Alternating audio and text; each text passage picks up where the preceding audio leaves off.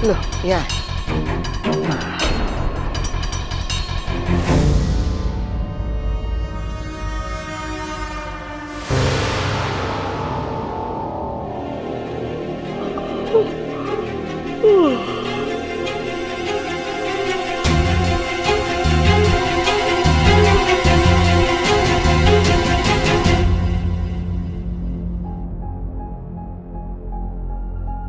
वाकू,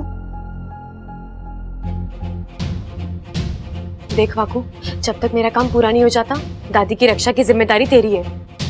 अब इन्हें घर में ऐसी किसी जगह ले जा जहाँ ये सुरक्षित रहे और गलती से इन्हें कोई देख ना ले। जब मेरा काम पूरा हो जाएगा मैं तुझे बुला लूंगी, ठीक है? ठीक है इच्छा। दादी जी, मैं आपकी जान खतरे में नहीं डाल सकती। आज अगर इस घर में किसी के साथ कुछ गलत होना है तो वो मेरे साथ होगा।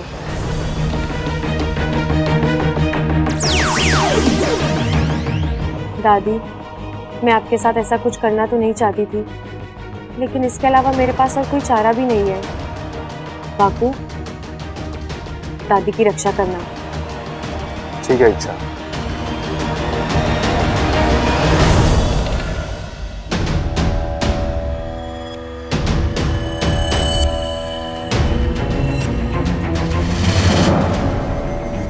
दादी को तो मैं कमरे में सुला कर आई थी।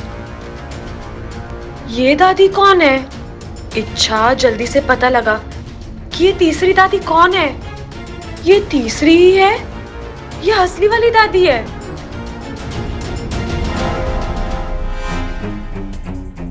वाकू, वाकू, वाकू, वाकू, हाँ इच्छा। वाकू, तुझसे एक काम ढंग से नहीं होता ना। मैंने कहा था तुझे दादी को। फिक्र मत करो, मैं दादी को एक सुरक्षित जगह छोड़ आया हूँ। तो बाहर हवन के लिए जो दादी बैठी है वो तुम्हारी माँ है, सिपली, तुम्हारी मदद करने आई है। माँ?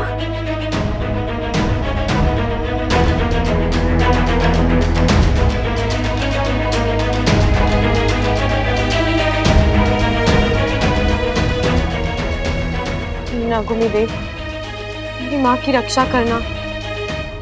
उस अघवंश को यहाँ आने मत देना। आइए अब हवन शुरू करते हैं। अब मैं और नहीं रुक सकती, मुझे हवन को रोकना ही होगा। दादी, दादी प्लीज मेरी बात मानिए, इस हवन को रोक दीजिए। इच्छा, तुम नहीं मानोगी ना? बब्बल जी, इसमें खतरा है, किसी भी वक्त। इच्छा, तुम्हें हमारी परवाह करने की कोई जरूरत नहीं है। ये हवन घर की सुख शांति के लिए हो रहा है, इसे होने दो। इसे बीच में रोकना अपशगुन होता है। बब्बल जी, अपशगुन तो तब होगा इच्छा, ना। हट जाओ वहां से। पंडित जी, आप शुरू कीजिए।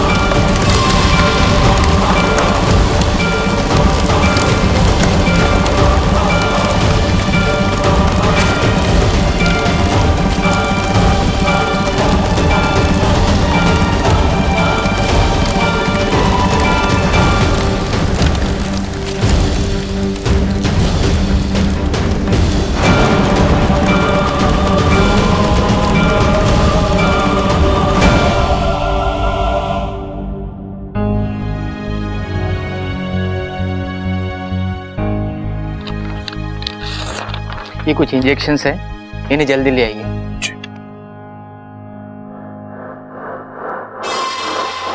वाह अगवंश वाह, क्या करारा वार किया है।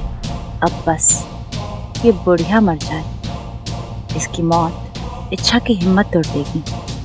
डॉक्टर साहब, दादी ठीक तो हो जाएगी ना? देखिए इनकी हालत नाजुक है, मतलब जख्म बड़े नहीं हैं, लेकिन गहरे सदमे की वजह से ये अभी तक बेहोश है।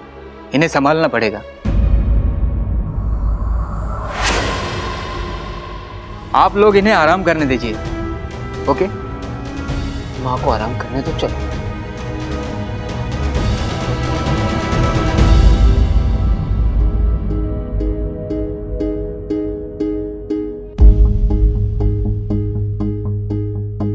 माँ, आपने ये सब कुछ मेरे लिए किया ना। मेरे अभियान को पूरा करने के लिए अपनी जान खतरे में डाल दी। लेकिन माँ, मेरे लिए मेरी जीत और आपकी जान दोनों ही बहुत मायने रखते हैं। आपको पता है माँ, सब लोग मुझसे पूछते हैं कि दूसरों के लिए इतना कुछ करने के लिए जज्बात कहाँ से हो तुम। अब मैं सबसे कहूंगी कि ये मेरी माँ की देन है। आज के बाद कोई नहीं कह पाएगा कि नाक सिर्फ नुकसान पहुंचाता है। आपने ये बात साबित कर दी कि अपना हो या पराया, नाक सबकी रक्षा करते हैं। अपनी जान देकर दूसरों की जान बचाते हैं।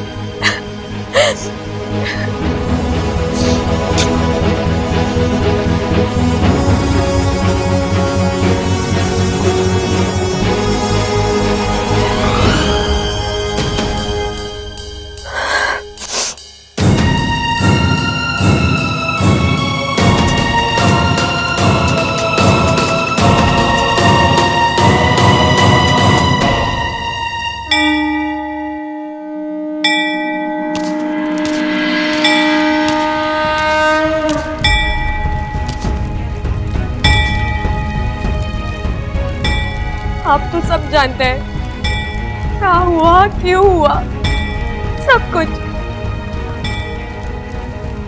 आज मेरी माँ अपनी अच्छाई दिखा चुकी है। ये नागो भी देव, अब मैं देखना चाहती हूँ आप उनको सच्चाई के बदले क्या देते हैं।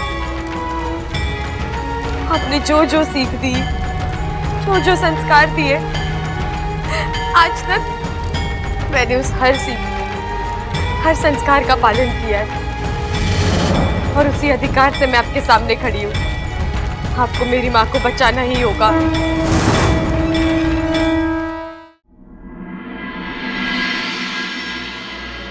हे गणपति बप्पा, मेरी दादी को जल्दी से ठीक कर दीजिए। वो हमेशा सबको हंसाती रहती है और आज वो खुद। मैं उन्हें ऐसा नहीं देख सकता भगवान। आपको उन्हें ठीक करना ही होगा। प्लीज उन्हें ठीक कर दीजिए बप्पा, प्लीज प्लीज उन्हें ठीक कर दीजिए। प्लीज ठीक कर दीजिए बप्पा। अपू बेटा,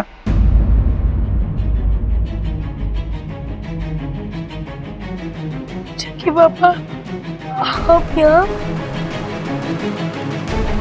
लेकिन आप क्यों रो रहे हैं?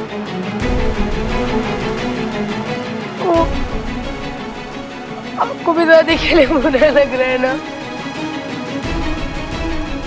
नहीं बेटा, मैं अपनी पत्नी के लिए रो रहा हूँ। अच्छा की माँ, लेकिन उन्हें क्या हुआ है? आज वो हवन में बैठी हुई थी और आग में झुलस गई। आग में? लेकिन ये सब तो मेरी दादी के साथ हुआ है। अपू बेटा,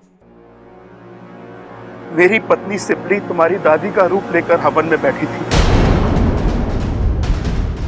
ताकि तुम्हारी दादी सलामत रहे, और वो खुद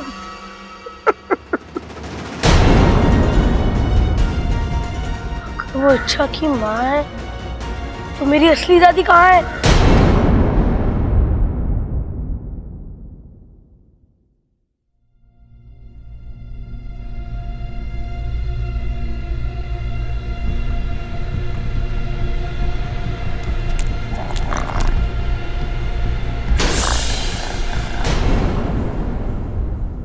ये क्या बात हुई? रात हो गई और किसी ने मुझे बताया भी ना। लोग मजे में खर्राटे मार रहे और मैं बेवकूफों की तरह जागा हुआ हूं। ये तो स्टोर रूम है, यहां से आवाज आ रही है। कौन है देखना पड़ेगा। क्या कर रहे हो देवर जी? चोरी वोरी करने का इरादा है क्या? कैसी बातें कर रहे हो भाभी? चोरी ना कर रहा मैं तो जासूसी कर रहा हूं। अंदर कोई सो रहा है, खर्राटों की आवाजें आ रही है। देखो देखो। मेरा मतलब है सुनो। अरे कोई आवाज नहीं आ रही है, सीधे सीधे बोलिए। आप बादाम चुराने जा रहे थे। आपको पता है बादाम खाने से दिमाग तेज होता है। तेज दिमाग वाले व्यक्ति या तो पुलिस में जाते हैं या फिर चोर बनते हैं। अगर आप पुलिस बन गए तो अच्छी बात है, अगर चोर बन गए तो मुसीबत आ जाएगी। फिर तो मुझे प्रबल जी को भी बादाम खिलाने पड़ेंगे, उनका भी दिमाग तेज करना पड़ेगा और उनको भी पुलिस में भेजना पड़ेगा आपको पकड़ने के लिए। और एक बार आप पकड़ में आ गए तो भाभी आप क्या बोल रहे हो, क्या बोल रहे हो? मुझे कुछ समझ में ना आ रहा। बचपन में लगता है आपने भी बहुत बादाम खाए थे। कहाँ का दिमाग भाग रहा है आपका? मेरी छोड़िए, आप अपनी बताइए, आप कहाँ जा रहे हो? कहाँ जा रहा था मैं? ओह याद आया। अरे भाभी मैं दादी से मिलने जा रहा था। दादी का कमरा यहाँ नहीं वहाँ है। थैंक यू भाभी, थैंक यू।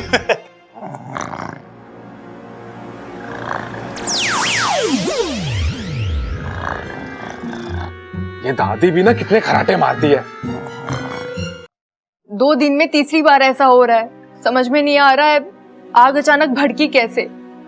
अब ये तो इच्छा ही बता सके। उसने मना किया था हमें हवन करने के लिए। अगर उसकी बात मान ली होती तो शायद ये हादसा ही ना हुआ होता।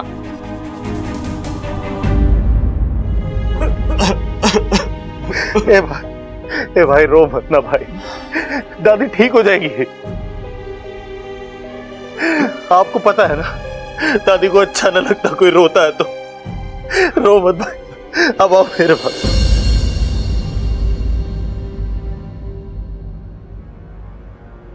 इतना सब कुछ हो गया, इच्छा कहाँ है? कहाँ है? कहीं बैठी रो रही होगी। उसके प्यारे परिवार की नींव जो दम तोड़ रही है। आइए।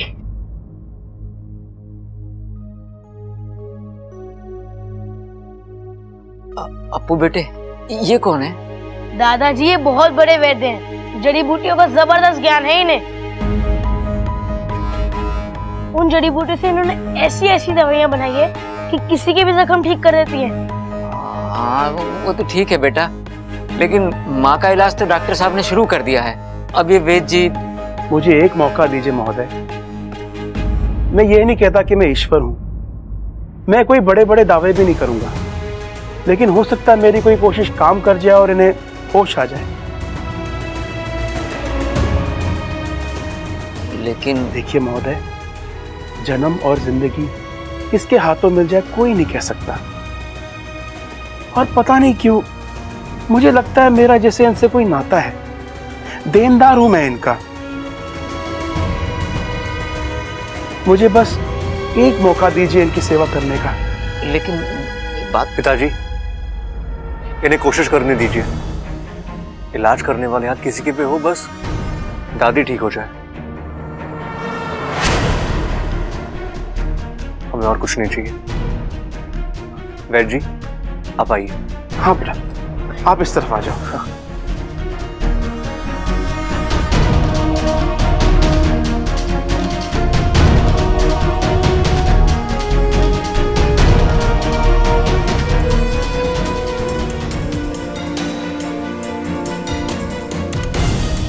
सिपली, देख मैं आया हूं, तुझसे मिलने आया हूं। आज से सालों पहले तूने मेरी जान बचाने के लिए साझा प्रत्यार्पण ना किया होता तो आज मैं अपनी आधी जान तुझे दे देता। आज मेरे हाथों में कुछ नहीं है, मैं बस तुझसे जिद कर सकता हूं वापस आने की। आज तक आपने इच्छा की श्रद्धा देखी है, उसकी भक्ति देखी है, लेकिन आज आप उसकी जिद देखेंगे। मैं यहाँ से तब तक नहीं जाऊंगी तक आप मेरी माँ के साथ न्याय नहीं करते।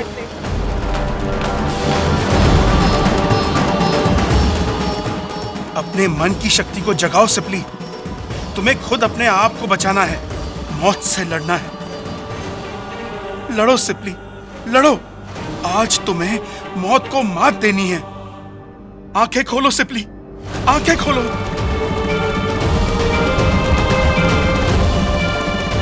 हे नागोमी देव, आपके दरबार में सबके लिए एक ही न्याय है।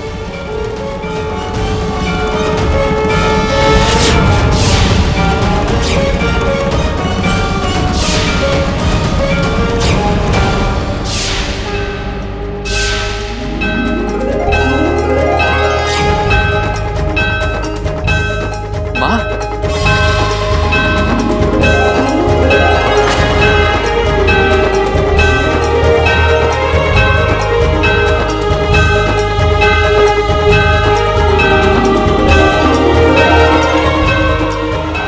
दादी, दादी आप ठीक हो?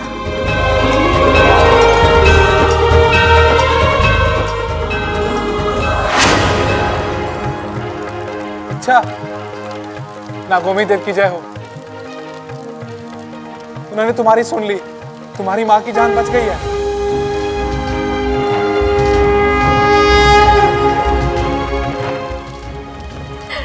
हे नागोमी देव, मैं जानती हूँ आज मैंने आपके सामने बहुत जिद की, लेकिन मैं ये भी जानती हूँ कि आपने मुझे माफ कर दिया। अभी तो मुझे मेरी माँ वापस मिली।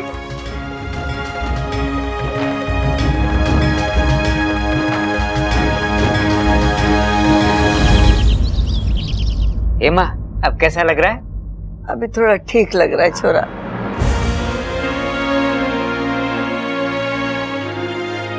एक बात तो साबित हो गई, हरियाणा का घी इतना दमदार है कि आग से भी हजम ना हुआ।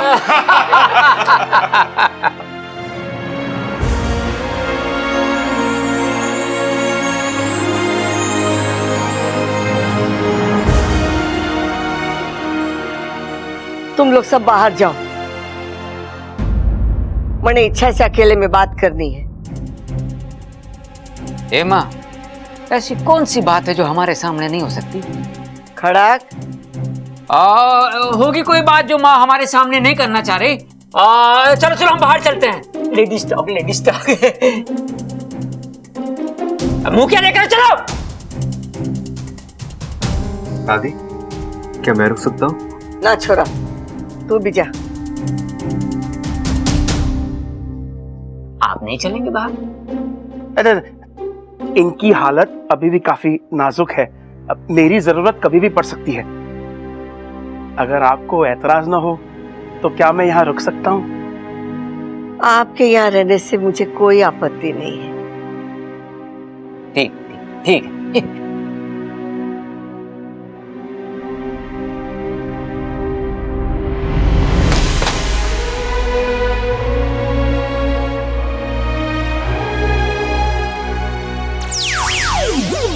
माँ, आप यहाँ क्यों आई? अगर आपको कुछ हो जाता तो?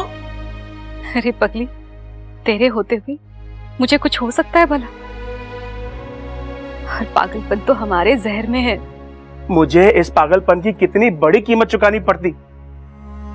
एक पल के लिए तो ऐसा लगा जैसे मैंने तुम्हें हमेशा के लिए खो दिया। जितनी जल्दी मैं आपको छोड़कर नहीं जाऊंगी। मुझे अभी बहुत तंग करना है आपको। अच्छा की शादी देखनी है।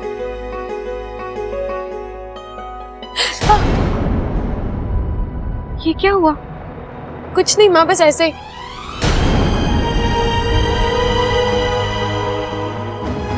मुझे बचाने के लिए जरूर तूने कोई उल्टी सीधी हरकत की होगी, है ना? छोड़ो ना माँ, हल्का सा जख्म में भर जाएगा। लेकिन सबोली, कोई मरहम तो। माँ की ये मुस्कुराहट किसी मरहम से कम है क्या?